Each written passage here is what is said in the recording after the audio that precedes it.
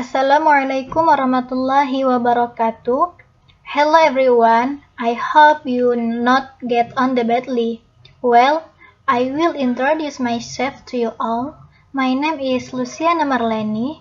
Here, I will explain and show you about 3 landasan filsafat pendidikan. Let's check it out.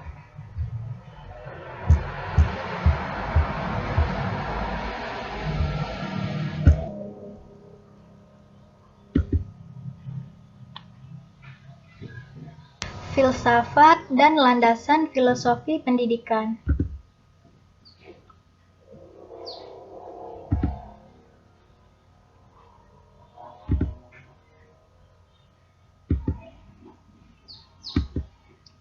Filsafat.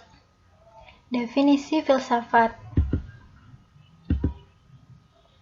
Istilah filsafat atau filosofi berasal dari 2 suku kata dalam bahasa Yunani kuno, yaitu philein atau cinta dan sophia kebijaksanaan. Jadi, secara etimologis, filsafat adalah cinta kepada kebijaksanaan. Karakteristik filsafat dapat diidentifikasi 6 hal berkenaan dengan karakteristik filsafat, yaitu objek yang dipelajari filsafat atau objek studi, program berfilsafat atau proses studi, tujuan berfilsafat, hasil berfilsafat, penyajian, dan kebenaran.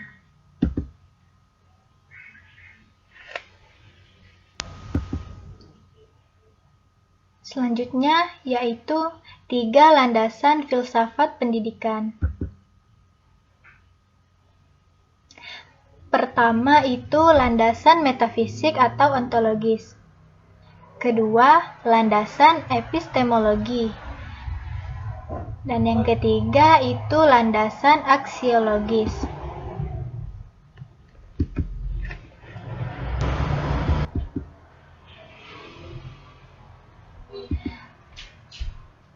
Selanjutnya yang pertama itu metafisik. Landasan metafisika adalah filsafat yang membahas tentang hakikat segala sesuatu yang ada di alam ini. Dalam kaitannya dengan manusia, ini ada 2 pandangan, yaitu manusia pada hakikatnya adalah spiritual, yang kedua itu manusia adalah materi organisme.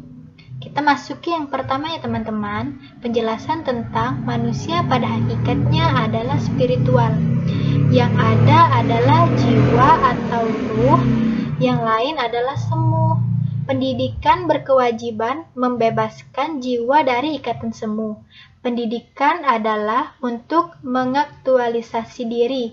Pandangan ini dianut oleh kaum idealis, skolastik, dan beberapa realis. Selanjutnya yaitu penjelasan tentang manusia adalah materi organisme. Pandangan penyanyi dianut kaum naturalis, materialis, eksperimentalis, pragmatis, dan beberapa sebuah realisme. Pendidikan adalah untuk hidup. Pendidikan berkewajiban membuat kehidupan manusia menjadi menyenangkan.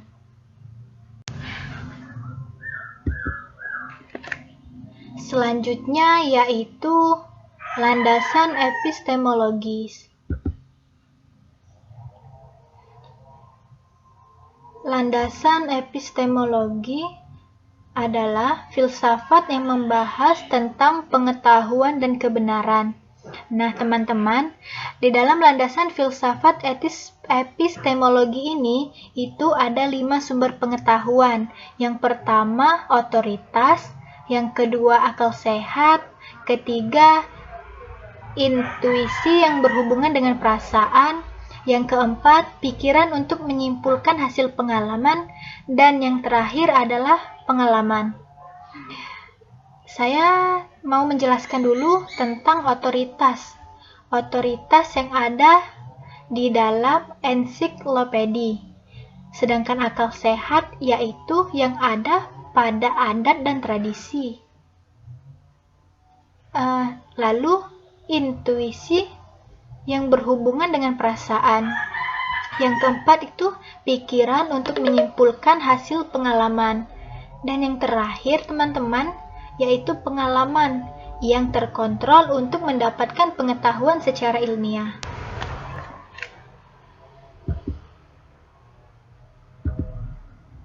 Dalam filsafat, ini ada 4 teori kebenaran.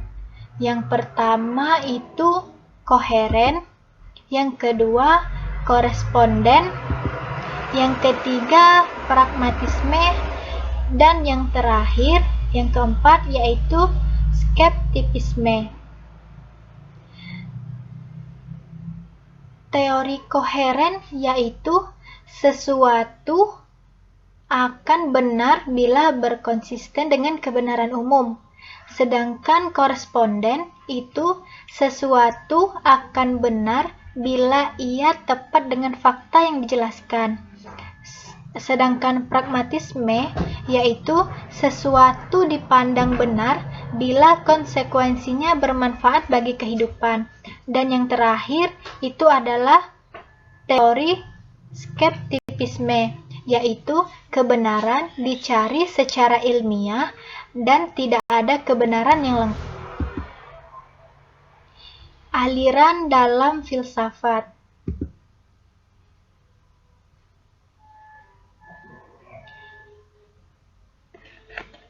Agar uraian tentang filsafat pendidikan ini menjadi lengkap, berikut ini diuraikan beberapa aliran filsafat pendidikan yang dominan di dunia ini.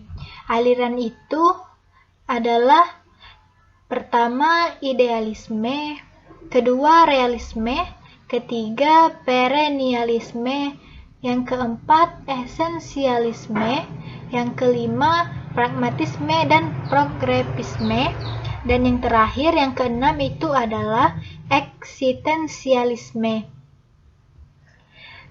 Kita simak sama-sama ya teman-teman tentang penjelasan dari aliran dalam filsafat. Pertama itu filsafat idealisme. Ini menegaskan bahwa hakikat kenyataan adalah ide sebagai gagasan kejiwaan. Apa yang dianggap kebenaran realitas hanyalah bayangan atau refleksi dari ide sebagian kebenaran berfilsafat spiritual atau mental. Ide sebagai gagasan kejiwaan itulah sebagai kebenaran atau nilai sejatinya yang absolut dan abadi. Terdapat variasi pendapat beserta namanya masing-masing dalam aliran ini seperti spiritualisme, rasionalisme, neokantianisme, dan sebagainya. Variasi itu antara lain menekankan pada akal dan rasio pada rasionalisme atau sebaliknya pada ilham untuk irasionalisme dan lain-lainnya. Meskipun terjadi variasi pendapat tersebut, namun pada umumnya aliran itu menekankan bahwa pendidikan merupakan kegiatan intelektual untuk membangkitkan ide-ide yang masih laten, antara lain melalui introspeksi dan tanya jawab. Oleh karena itu, sebagai lembaga pendidikan, sekolah berfungsi membantu siswa mencari dan menemukan kebenaran, keindahan, dan kehidupan yang luhur. Selanjutnya itu filsafat pendidikan esensialisme bertitik tolak dari kebenaran yang telah terbukti berabad-abad lamanya. Kebenaran seperti itulah yang esensial. Yang lain adalah suatu kebenaran secara kebetulan saja. Kebenaran yang esensial itu ialah kebudayaan klasik yang muncul pada zaman Romawi yang menggunakan buku-buku klasik ditulis dengan bahasa Latin yang dikenal dengan nama Greek Book. Buku ini sudah berabad-abad lamanya mampu membentuk manusia-manusia berkaliber internasional. Inilah bukti bahwa kebudayaan ini merupakan suatu kebenaran yang esensial. Tokohnya antara lain yaitu Bramel. Selanjutnya teman-teman, aliran dalam filsafat itu pragmatisme. Nah, pragmatisme merupakan aliran filsafat yang mengemukakan bahwa segala sesuatu harus dinilai dari segi kegunaan praktis. Dengan kata lain, faham ini dinyatakan yang berfaedah itu harus benar, atau ukuran kebenaran didasarkan pada kemanfaatan dari sesuatu itu kepada manusia. Selanjutnya teman-teman, yaitu filsafat perennialisme dan esensialisme, yakni keduanya membela kurikulum tradisional yang berpusat pada mata pelajaran yang pokok-pokok atau subject center. Perbedaannya ialah perennialisme menekankan keabadian teori kenikmatan, yaitu seperti pengetahuan yang benar, keindahan, dan kecintaan kepada kebaikan. Oleh karena itu, dinamakan perennialisme karena kurikulumnya berisi materi yang konstan atau perennial.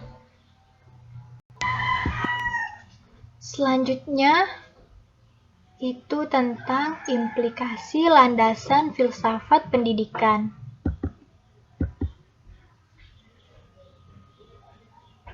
Pertama itu implikasi bagi guru, dan yang kedua implikasi bagi pendidikan guru dan tenaga pendidikan. Teman-teman, saya mau menjelaskan poin yang pertama, yaitu implikasi bagi guru. Apabila kita konsekuen terhadap upaya memprofesionalkan pekerjaan guru, maka filsafat pendidikan merupakan landasan berpijak yang mutlak. Artinya, sebagai pekerja profesional, tidaklah cukup bila seorang guru hanya menguasai apa yang harus dikerjakan dan bagaimana mengerjakannya. Kedua penguasaan ini baru tercermin pada kompetensi seorang tukang. Di samping penguasaan terhadap apa dan bagaimana tentang tugasnya, seorang guru juga harus menguasai mengapa ia melakukan setiap bagian serta tahap tugasnya itu dengan cara tertentu dan bukan dengan cara yang lain.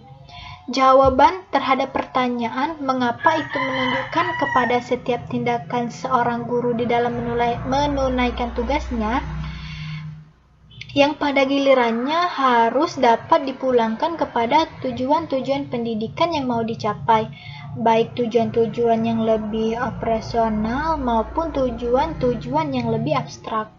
Oleh karena itu, maka semua keputusan serta perbuatan instruksional serta non-instruksional dalam rangka penunaian tugas-tugas seorang guru dan tenaga pendidikan itu harus selalu dapat dipertanggungjawabkan secara pendidikan,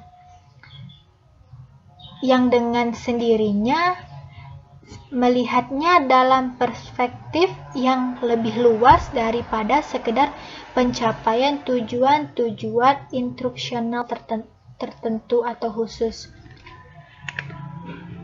Sudah paham kan teman-teman? Selanjutnya saya akan menjelaskan poin yang kedua, itu tentang implikasi bagi pendidikan guru dan tenaga pendidikan.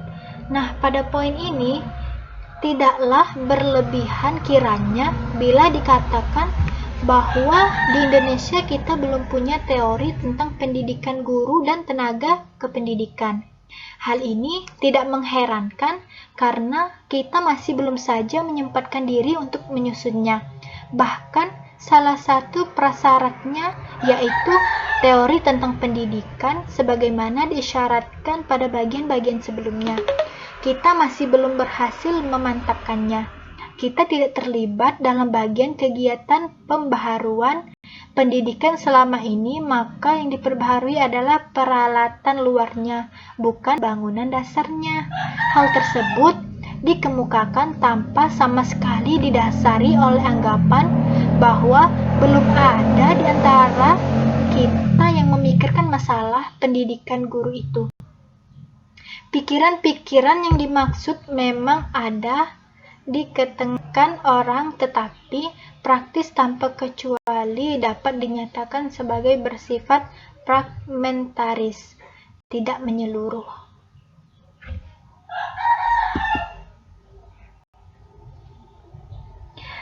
Baik teman-teman, sekiranya sampai di sini dulu ya penjelasan saya pada materi 3 landasan filsafat pendidikan.